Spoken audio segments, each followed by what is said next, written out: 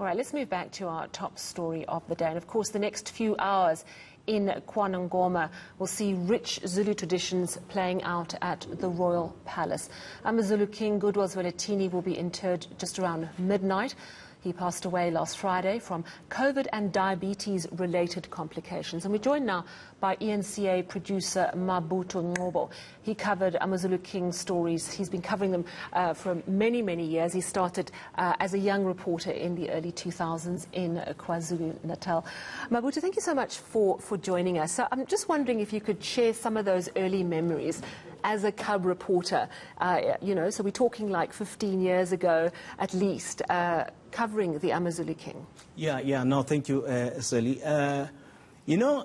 The person actually who can tell you more about the history or the king of AmaZulu is that praise singer, because when we hear him saying "Chululalelo umuntu omemeza usengathi uyakhala uyalela uthi igula likaJama lichithekile lichithe ingcwele endala ngiyakithi kwamalandela waziwana esibindi ubuthelezi ngokusasazela umntakaja." When he say those things, he's relaying the history of the current king, what exactly is going on. For instance, there is a part where he says that inkomo esengwa liviyo. So he's telling you that basically this king is the king of the people. He's loved by the people.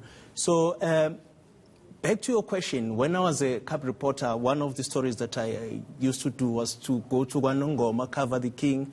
At personal level, obviously, there is a mediated narrative of the king that you read on newspapers. But at personal level, for me, he come across as a person who is just an ordinary person. He's down to earth, because you'll assume that because he's a king, then, it's somebody that is untouchable. But he come across as just an ordinary person, a normal person, a respectful person. So that's my experience with His Majesty when I was a cub reporter in KZN many years ago. By the way, he's a very hands-on king, because he has farms there in those palaces. So it's not unusual to see the king, being hands-on on those farms there at his palaces. So it shows that, he was a king who was hands-on. So that's what kind of a person King Zwelithini Zulu was. But obviously, like I'm saying, there's also that mediated narrative about His Majesty.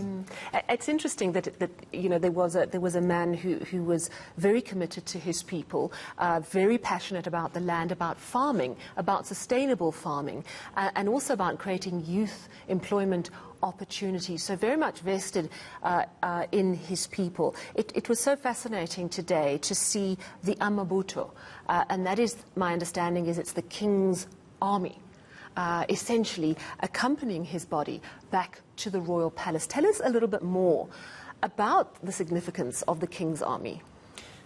You see, there was a little bit of a concern because of these COVID-19 regulations that probably maybe we won't see His Majesty's army, doing all those kinds of things that we saw them doing today. But then yesterday, I remember I was listening to the commander of these AmaZulu regiments. He was telling our reporter, samabandla, that COVID-19 or no COVID-19, definitely we will accompany our king. So they play a very important role in the AmaZulu nation, because the king is a king because of the regiments. By the way, the king is the commander-in-chief of these regiments. They have their commander, Ubaba Mkilicho, if I'm not mistaken. I can't remember his name. And then the king is the commander-in-chief of these regiments. But obviously, it's not unlike in the olden days where, young men will be. But they're still there, Right now, like I was saying that yesterday, they put it clearly that COVID-19 or no COVID-19 will be there to accompany our king, because they really love their king. So they are very, very important to the Zulu monarchy. It's interesting because some of them were wearing masks, but more often than not, I saw the Amabuto not wearing masks, which of course is a concern. It is such a very difficult thing to navigate at such a sensitive time. Of course, let us hope that because it was outdoors, that the risk of a super spreader event is mitigated. I wanted to ask you about the town of KwaNongoma. We know that the AmaZulu King was born there in 1948. What is the significance of that particular town?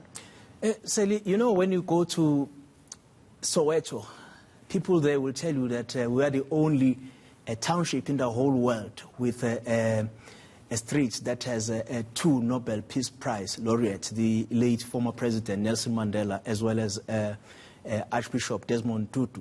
But if you go down there in KwaNongoma, people down there, they will tell you that, look, we are the only place with 6 palaces in the whole world.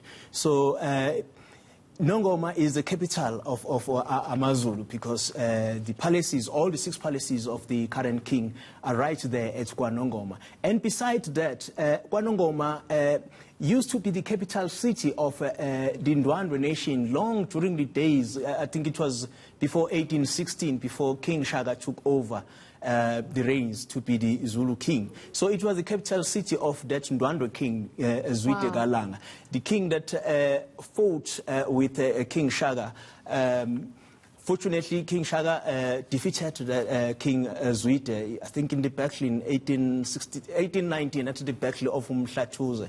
So, and also people like Mzilikazi Gamashobane, the one who founded the Ndebele nation in the southern Zimbabwe, they were born there at KwaNongoma. And people like Manukuza Ngumalo, who's known as Soshangane, who, after the defeat of the Ndwandwe army, he was one of the generals of the Ndwandwe army. After the defeat of that army, he fled to the southern Mozambique, where he founded his empire there in southern Mozambique. Wow. It used to be called Gaza Empire. So that area, it has a significant role. Other than that, sorry to disturb you.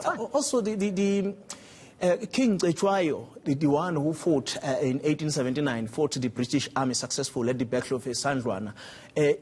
When the AmaZulu were defeated at the Battle of Ulundi on the same year, on the same year in 1879, he ran to KwaNongoma, where so KwaNongoma is very, very significant. Wow, it's astonishing, and I didn't know they had 6 palaces. I only know about Kwaketo Mtandayo, which I know is where all the action is happening this evening, but absolutely fascinating, telling us about how KwaNongoma is a centre of history, extending actually even beyond our borders. And I just want to thank you so much, Mabuto Ngobo, for chatting to us about that this evening, learning so very much of great significance. Thank you very much.